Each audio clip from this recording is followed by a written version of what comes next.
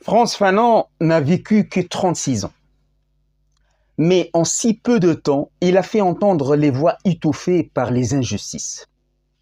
Né en 1925 à Fort-de-France, en Martinique, dans une société coloniale où l'on apprend à avoir honte de sa peau, Fanon se découvre très jeune, une révolte qui ne le quittera plus jamais.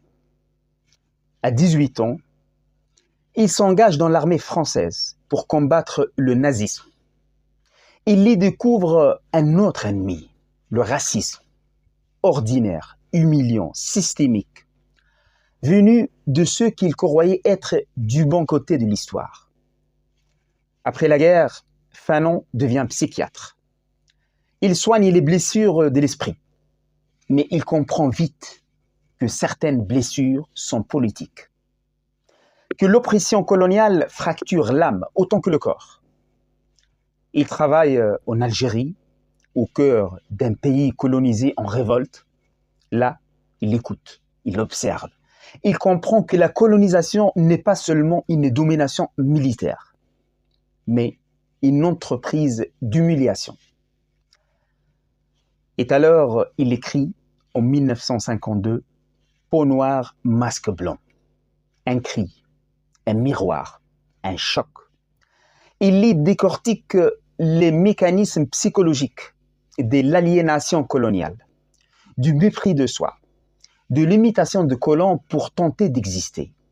C'est le portrait douloureux d'un homme noir dans un monde blanc. Mais Fanon ne s'arrête pas là.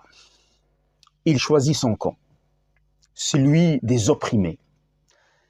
Il rejoint le FLN, le Front de libération nationale algérien, en pleine guerre contre la France.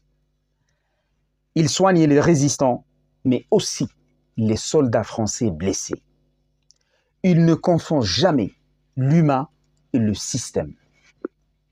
En 1961, alors que la maladie le ronge, il écrit son testament politique, Le damné de la terre, un livre incandescent préfacé par Jean-Paul Sartre.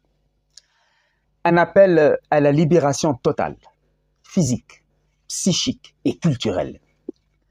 Fanon y parle du colonisé humilié, du besoin de se reconstruire par la lutte, de reprendre sa place dans l'histoire.